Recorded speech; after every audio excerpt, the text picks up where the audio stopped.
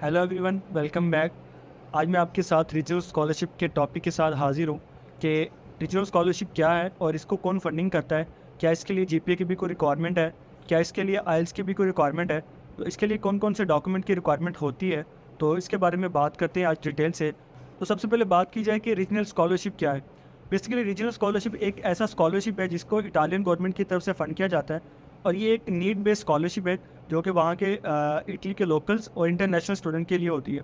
Basically scholarship का मकसद ये होता है कि जो लोग इटली में पढ़ने के लिए जा रहे हैं उनको पार्ट टाइम जॉब ना करनी पड़े, बल्कि वो जस्ट अपनी स्टडी पे फोकस रखें और उनको गवर्नमेंट की तरफ से इस स्कॉलरशिप के थ्रू फैसिलिटेट किया जाता है कि वो अपनी स्टडी पे फोकस करके अपना जो है अपने कैरियर को बिल्ड करें।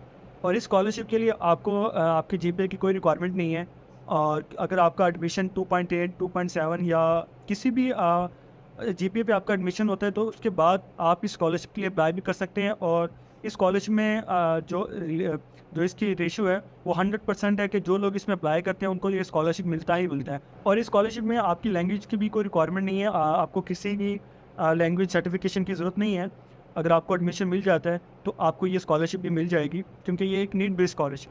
अब अगर इस स्कॉलरशिप के एलिजिबल प्रोग्राम की बात की जाए तो इसमें मास्टर्स के लोग एलिजिबल हैं, बैचलर्स के लोग एलिजिबल हैं, लेकिन पीएचडी के लोग इसमें एलिजिबल नहीं हैं, क्योंकि पीएचडी ऑलरेडी फुली फंडेड होती है। तो इसके लिए पीएचडी के लोग एलिजिबल नहीं। अब इस स्कॉलरशिप के स्टाइपेंड को भी देख लेते हैं कि इस स्कॉलरशिप में कितना स्टाइपेंड मिल रहा है। इस स्कॉलरशिप में बेसिकली आपको मैक्सिमम 7,000 यूरोज पर ईयर मिलते हैं, जिसमें आपको वन टाइम मील भी मिलेगी और एकोमोडेशन भी आपको इटालियन गवर्नमेंट की तरफ से दी जाती है। और उसके साथ साथ आपको यूनिवर्सिटी फ़ीस से आपको एग्जामेशन मिलती है। और उसके साथ आपको अगर आपके एजुकेशनल आपके एक्सपेंस हैं वो भी इस स्कॉलरशिप में आपके कवर किए जाते हैं। एंड वन मोर थिंग कि आपको इस चीज़ को भी ज़हन में रखना है कि जब आपको अगर आपको 7,000 स्कॉलरशिप मिलती है तो आपको जितने भी मैंने बेनिफिट्स बताए हैं, अगर आपको वो बेनिफिट्स भी साथ मिलते हैं तो आपके उन बेनिफिट्स के जितने भी एक्सपेंस हैं वो आपके उन 7,000 यूरोज़ में से ही डिडक्ट होंगे। अब अगर रिक्वायर्ड डॉक्यूमेंट की बात की जाए तो सबसे पहले आपको इनकम सर्टिफिकेट चाहिए, जो कि आपको एफडीआर पाकिस्तान बना के देगा। एंड देन आपको एफआरसी चाहिए, जो आप नादरा से बनवा सकते हैं। एंड जो थर्ड डॉक्यूमेंट है वो प्रॉपर्टी सर्टिफिकेट आपको चाहिए होगा, जो आप कचहरी से या आप तहसीलदार ऑफिस से बनवा सकते हैं। और वन थिंग कि आपको जो थर्ड आपको मैंने प्रॉपर्टी सर्टिफिकेट बताया है वो एक ऑप्शनल डॉक्यूमेंट है। अब वो किस तरह ऑप्शनल डॉक्यूमेंट है उसको मैंने अपनी एक अलग वीडियो में समझाया हुआ है, आप उस वीडियो को देख सकते हैं। और उसमें मैंने डिटेल से बताया कि आपको कितनी अमाउंट, जो एक फेवरेट अमाउंट है स्कॉलरशिप के लिए, आपने कितनी अमाउंट वो लिखवानी है और उसको कहाँ-कहाँ से उसकी अटेस्टेशन करवानी है और किस टाइम करवानी है। तो आप उस वीडियो को देख सकते हैं, इस वीडियो की डिस्क्रिप्शन में उसका लिंक भी मौजूद है।